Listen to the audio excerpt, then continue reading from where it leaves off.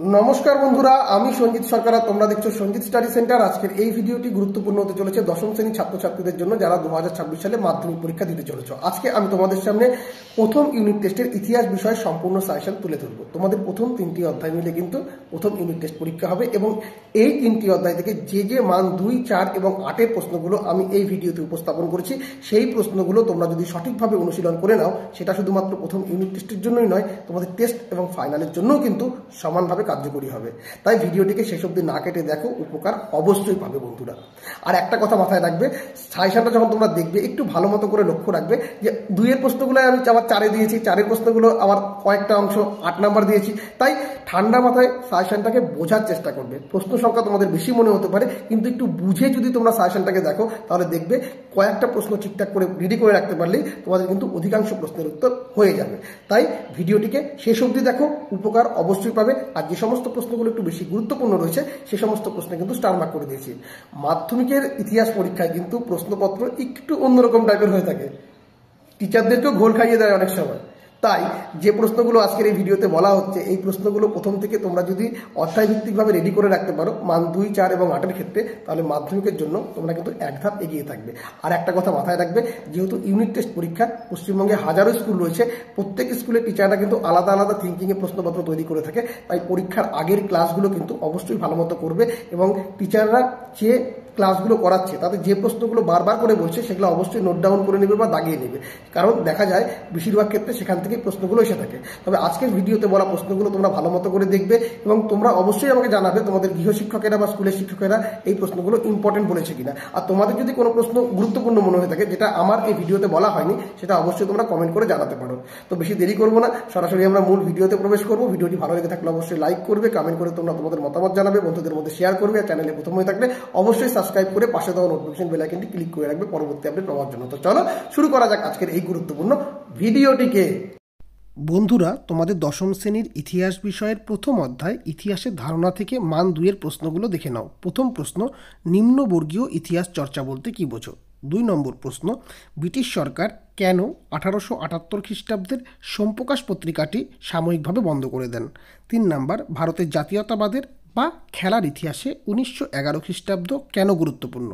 4 নম্বর, ইতিহাসের তথ্য সংগ্রহ, ইন্টারনেটের সুবিধা ও অসুবিধা লেখো। এই প্রশ্নটা কিন্তু 4-এও আসতে পারে। 5 নম্বর, নতুন সামাজিক ইতিহাস কি? 6 নম্বর, আধুনিক ইতিহাসের উপাদানগুলি কি কি? 7 নম্বর, ইতিহাসের উপাদান হিসাবে সংবাদপত্র ও সরকারি নথিপত্রের গুরুত্ব লেখো। এটাও 4 নম্বরে আসতে পারে। 8 নম্বর, আধুনিক ভারতের উপাদান হিসাবে সরকারি নথিপত্রের গুরুত্ব ও সীমাবদ্ধতা লেখো। 9 নম্বর, স্মৃতিকথা ও আত্মজীবনী বলতে কী বোঝো? এগুলি কিভাবে আধুনিক ভারতের ইতিহাস চর্চার উপাদান হিসাবে ব্যবহৃত হয়? এই যে 7, 8, 9 এই প্রশ্নগুলো কিন্তু 4-এও আসতে পারে। 10 নম্বর, সামাজিক ইতিহাস কী? 11 নম্বরের ক্ষেত্রে তোমাদের বেশ কিছু ইতিহাস চর্চা পড়তে হবে, যেরকম খেলাধুলার ইতিহাস, পরিবেশের ইতিহাস, সামরিক ইতিহাস, শহরের ইতিহাস, ফটোগ্রাফির ইতিহাস, পোশাক পরিচ্ছদের ইতিহাস, যানবাহন ও যোগাযোগ ব্যবস্থার ইতিহাস, বিজ্ঞান প্রযুক্তির ইতিহাস, শিল্পচর্চার ইতিহাস। তোমরা নিশ্চয়ই জানো শিল্পচর্চার ভিতরে সঙ্গীত, নৃত্য, নাটক, চলচ্চিত্র এই পাঠগুলো রয়েছে। খাদ্যাভ্যাসের ইতিহাস, স্থানীয় ইতিহাস, এই প্রত্যেকটা ইতিহাস তোমাদের কিন্তু পড়তে হবে। ঐতিহাসিকদের নাম পড়তে হবে, গ্রন্থ পড়ে রাখতে হবে, 2টো করে বৈশিষ্ট্য, 2টো করে গুরুত্ব কিন্তু দেখে রাখতে হবে, অবশ্যই দেখে রাখতে হবে। এবং এখান থেকে কিন্তু 4 নম্বরের প্রশ্ন হওয়ার সম্ভাবনা আছে। বিভিন্ন ইউনিট টেস্টে কিন্তু এই প্রশ্নগুলো এসে থাকে অনেক স্কুলে, বোঝা গেল? তো এই প্রশ্নগুলো 2 এবং 4-এর জন্য কিন্তু দেখে রাখবে। মান 2-এর প্রশ্নগুলো একটু ডিটেলসে পড়লেই তোমাদের 4 নম্বরের জন্য সেগুলো হয়ে যাবে। এবার প্রথম অধ্যায় 4 নম্বর মানের প্রশ্নগুলো দেখে নাও। প্রথমেই নারী ইতিহাসের উপর একটি টিকা লেখো। এটা কিন্তু 2-ও বলতে পারে।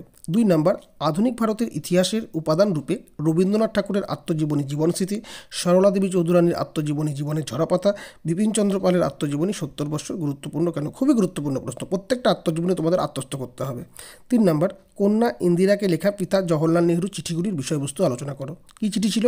Letters from a father to his daughter, 1929 খ্রিস্টাব্দে যেটা দিয়েছিল। 4 নম্বর, আধুনিক ভারতের ইতিহাসের উপাদানরূপে বঙ্গদর্শন সাময়িক পত্রের ভূমিকা উল্লেখ করো। 5 নম্বর, ইতিহাসের উপাদানরূপে আত্মজীবনী ও স্মৃতিকথার গুরুত্ব লেখো। 6 নম্বর, আধুনিক ভারতের ইতিহাস চর্চায় সরকারি নথিপত্রের ভূমিকা লেখো। দেখো কয়েকটা প্রশ্ন কিন্তু 2 নম্বর তোমরা আগেই জেনে গিয়েছো। আর এই অধ্যায় থেকে যে প্রশ্নগুলো বেশি গুরুত্বপূর্ণ তার পাশে আমি স্টার মার্ক করে দিয়েছি। এই প্রশ্নগুলো রেডি করলে শুধু তোমাদের ইউনিট টেস্ট নয়, তোমাদের টেস্ট এবং ফাইনালের জন্যও কিন্তু এই অধ্যায়টা গোটাটা কভার করে যাবে। এবার চলো পরবর্তী অধ্যায়ে।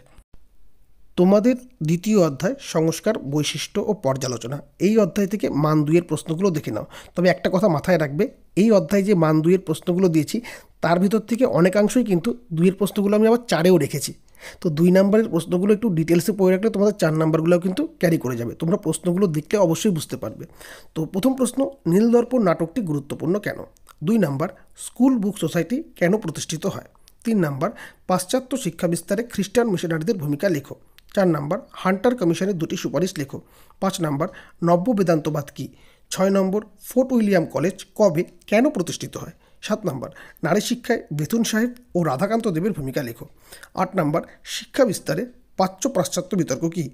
9 নম্বর, শিক্ষাক্ষেত্রে চুইয়ে পড়া নীতি বলতে কী বোঝো? 10 নম্বর, সংবাদপত্র ও সাময়িক পত্রের মধ্যে পার্থক্য লেখো। 11 নম্বর, হিন্দু প্যাট্রিয়ট পত্রিকা থেকে সমকালীন সমাজের কী চিত্র পাওয়া যায়? 12 নম্বরে কয়েকজন ক্যারেক্টার রয়েছে, সেই ক্যারেক্টারগুলো কেন বিখ্যাত বা চিরস্মরণীয় তোমাদের অবশ্যই পড়তে হবে। তারা হলেন আলেকজান্ডার ডাফ, হাজি মোহাম্মদ মহসিন, মধুসূদন গুপ্ত, ডিরোজিও, বিজয়কৃষ্ণ গোস্বামী, ডেভিড হেয়ার, কাদম্বিনী বসু গঙ্গোপাধ্যায়, লালন ফকির। এরা স্মরণীয় বা বিখ্যাত কেন অবশ্যই পড়তে লাগবে, খুবই গুরুত্বপূর্ণ, যে কোনো কিন্তু ক্যারেক্টার অবশ্যই আসে। 13 নম্বর, ভারতীয় শিক্ষা ব্যবস্থায় 1813 খ্রিস্টাব্দের সনদ আইনের গুরুত্ব কী ছিল? 14 নম্বর, সর্বধর্ম সমন্বয় বলতে কী বোঝো? 15 নম্বর, জনশিক্ষা কমিটি কেন গঠিত হয়? 16 নম্বর প্রশ্ন, উডের ডিসপ্যাচ বা উডের প্রতিবেদন বলতে কী বোঝো? এর 2টি সুপারিশ লেখো। 17 নম্বর, মেকলি মিনিট কী? 18 নম্বর, ভারতবর্ষীয় ব্রাহ্ম সমাজ কেন বিভক্ত হয় বা বিভাজিত হয়েছিল? 19 নম্বর, নারী শিক্ষায় রাধাকান্ত দেব ও ডিঙ্ক ওয়াটার বেতুন সাহেবের ভূমিকা কী ছিল? এই প্রশ্নটা রিপিট হয়ে গিয়েছে, আগেও দিয়েছি, তো এটা কেটে দাও, আগেই দিয়েছি যেহেতু। 20 নম্বর, নববঙ্গ বা ইয়ং বেঙ্গল গোষ্ঠী কাদের বলে?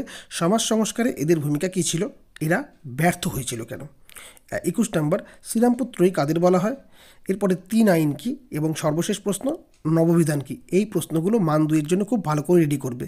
এবার দেখো, এই যে 2 নম্বরের প্রশ্নগুলো রেডি করলে এর অনেকাংশই আমি 4 নম্বরে বা 8 নম্বরে রেখেছি। তো 8 নম্বরের প্রশ্ন পড়লে তোমাদের 4, 2 সবই কভার করে যাচ্ছে। আবার 2 নম্বরের প্রশ্নগুলো একটু ডিটেলসে পড়লে তোমাদের 4 নম্বরে কিন্তু টিকা আকারে সেগুলো কাজ করে যাচ্ছে। সেটা তোমরা এখনই বুঝতে পারবে 4 নম্বরের প্রশ্নগুলো আলোচনার সময়। 4 নম্বরের জন্য প্রথমেই কয়েকটি টিকা পড়ে নেবে। দেখো, মেকলে মিনিট, চার্লস উডের প্রতিবেদন বা নির্দেশনামা, হিন্দু প্যাট্রিয়ট পত্রিকা, এগুলা কিন্তু আমি 2 নম্বর আলোচনা করলাম, এগুলাই আবার টিকাতে লিখেছি। নীলদর্পণ নাটক, রামকৃষ্ণ পরমহংসদেবের সর্বধর্ম সমন্বয়বাদ, এটাও কিন্তু আমি 2 নম্বরে রেখেছি। পাশ্চাত্য বিতর্ক, এটাও আমি 2 নম্বরে রেখেছি। কলকাতা বিশ্ববিদ্যালয়, কলকাতা মেডিকেল কলেজ।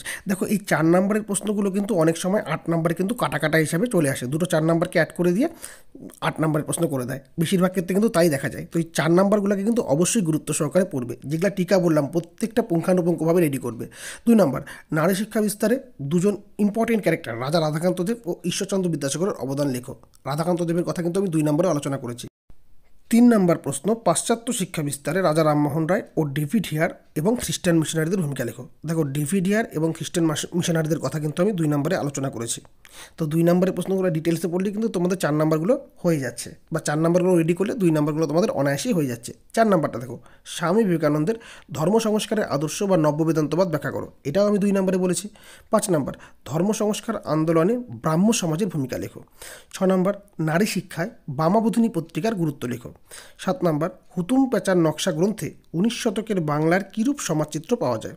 8 নম্বর, গ্রামবার্তা প্রকাশিকায় 19 শতকের বাংলার গ্রামীণ সমাজের কিরূপ ছবি ফুটে উঠেছে?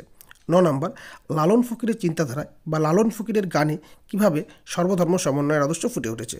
তো দেখতে পাচ্ছ তো বন্ধুরা, 4 নম্বরের অনেক প্রশ্নই কিন্তু আমি 2 নম্বরে দিয়ে রেখেছি, অর্থাৎ 4 নম্বরগুলো ভালো করে রেডি করলেই তোমাদের 2 নম্বরগুলো কিন্তু অনায়াসেই হয়ে যাবে। আর যে প্রশ্নগুলো গুরুত্বপূর্ণ রয়েছে তার পাশে কিন্তু আমি অবশ্যই স্টার মার্ক করে দিয়েছি, তাতে তোমরা বুঝতে পারবে কোন প্রশ্ন কতটা গুরুত্বপূর্ণ।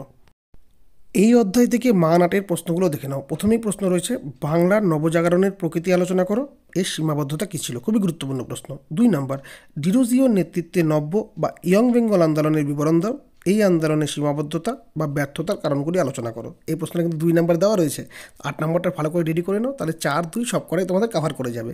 3 নম্বর প্রশ্নটাকে দেখো, বিদ্যাসাগরের নেতৃত্বে বিধবা বিবাহ আন্দোলনের সংক্ষিপ্ত বিবরণ দাও। বিদ্যাসাগর কতটা সাফল্য অর্জন করেছিলেন? এরই পাশাপাশি তোমরা অবশ্যই দেখবে 19 শতকে সতীদাহ প্রথা বিরোধী আন্দোলনের বিবরণ দাও। এক্ষেত্রে রাজা রামমোহন রায়ের অবদান আলোচনা করো, অর্থাৎ বিধবা বিবাহে বিদ্যাসাগর এবং সতীদাহ প্রথা বিরোধে রাজা রামমোহন রায়ের ভূমিকা কিন্তু খুব ভালো করে দেখে রাখবে। 4 নম্বর, 19 শতকের বাংলার সমাজ সংস্কার আন্দোলনে ব্রাহ্ম সমাজগুলির ভূমিকা কীরূপ ছিল? ব্রাহ্ম সমাজের বিভাজন কীভাবে ঘটে?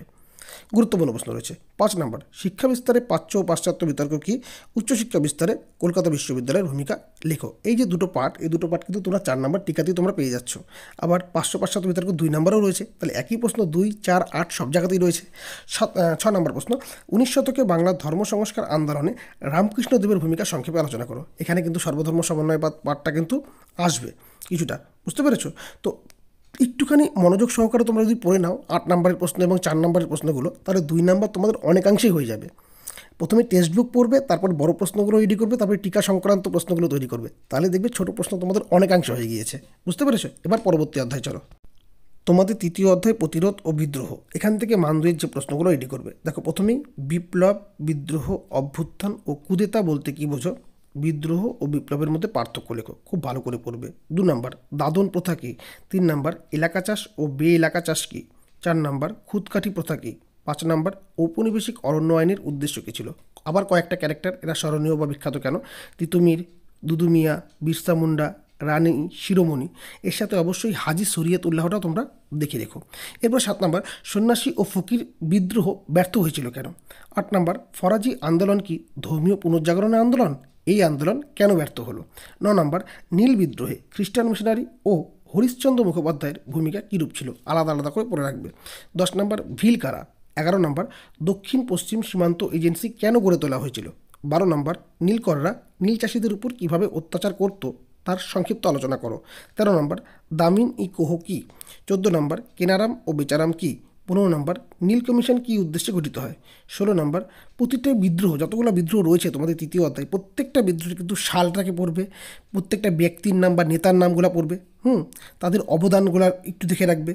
প্রত্যেকটা বিদ্রোহে 2টা করে লক্ষ্য, 2টা করে উদ্দেশ্য, প্রকৃতি, গুরুত্ব, ব্যর্থতার কারণ তোমরা 2টা করে দেখে রাখবে, অবশ্যই দেখে রাখবে, এটা কিন্তু অবশ্যই গুরুত্বপূর্ণ।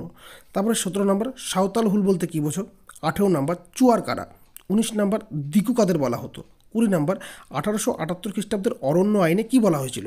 আর লাস্ট প্রশ্ন 21 নম্বর, তারিখ ই মোহাম্মদিয়া কি? তো এই প্রশ্নগুলো অবশ্যই ভালো করে রেডি করবে মান 2 এর জন্য তৃতীয় অধ্যায় থেকে। এবার মান 4-এর প্রশ্নগুলো দেখে নাও। প্রথম প্রশ্ন, নীল বিদ্রোহের সংবাদপত্রের ভূমিকা লেখো। 2 নম্বর, ব্রিটিশ শাসনের বিরুদ্ধে সংগঠিত কৃষক ও উপজাতি বিদ্রোহগুলির মূল কারণ কী ছিল? এটা 4-এও বলতে পারে, কোনো কোনো স্কুলে কিন্তু 8-এও দিয়ে দেয় প্রশ্নটিকে। 3 নম্বর, কী উদ্দেশ্যে ঔপনিবেশিক সরকার অরণ্য আইন প্রণয়ন করেন? ঔপনিবেশিক অরণ্য আইন কীভাবে আদিবাসীদের অধিকার হরণ করেছিল? প্রশ্নটা এভাবে ঘুরিয়েও বলতে পারে। 4 নম্বরে কয়েকটা টিকা পড়ে রাখবে, কয়েকটা বিদ্রোহ, যেরকম বারাসাত বিদ্রোহ, কোল বিদ্রোহ, চুয়ার বিদ্রোহ, ওয়াহাবি আন্দোলন, ফরাজি আন্দোলন। তো এই প্রশ্নগুলো 4 নম্বরের জন্য অবশ্যই কিন্তু রেডি করবে তৃতীয় অধ্যায় থেকে। এই অধ্যায় থেকে 8 নম্বরের জন্য তোমরা যে প্রশ্নগুলো ভালো করে পড়বে। প্রথম প্রশ্ন, নীল বিদ্রোহ কেন ঘটেছিল? এই বিদ্রোহের প্রকৃতি ও চরিত্র বা বৈশিষ্ট্য ও গুরুত্ব বিশ্লেষণ করো। খুবই গুরুত্বপূর্ণ প্রশ্ন। বা নীল বিদ্রোহের কারণ ও ফলাফল লেখো।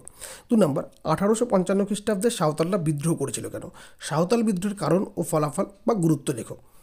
আর বন্ধুরা, 4 নম্বরের প্রশ্নে যে বিদ্রোহগুলোর কথা বলেছি বা 4 নম্বরের প্রশ্নগুলো একটু ডিটেলসে দেখে রাখবে, কারণ ওখান থেকে কিন্তু 8 নম্বরের প্রশ্ন হতে পারে। কারণ পশ্চিমবঙ্গের অনেক স্কুল রয়েছে, এক এক স্কুলের প্রশ্ন এক এক রকম হবে, তাই অবশ্যই তো সেই ক্ষেত্রটাকে লক্ষ্য রেখে তোমরা অবশ্যই এই প্রশ্নগুলো সেভাবে রেডি করবে। আর একটা কথা আমি বলে দিচ্ছি, এই প্রশ্নগুলো 3টে অধ্যায় থেকে যা দিয়েছি আমি, তা যদি তোমরা সঠিকভাবে অনুশীলন করে প্র্যাকটিস করে নিতে পারো, তাহলে তোমরা কিন্তু মাধ্যমিকের জন্য এক ধাপ এগিয়ে থাকবে।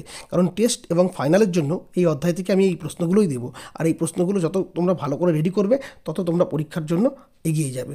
তো তোমরা প্রস্তুতি শুরু করে দাও এবং খুব ভালোভাবে এই প্রশ্নগুলো রেডি করে নাও। তোমাদের সকলকে পরীক্ষার শুভকামনা জানিয়ে আজকের ভিডিও এখানে শেষ করছি। দেখা হবে অন্য কোনো ভিডিওতে। ধন্যবাদ।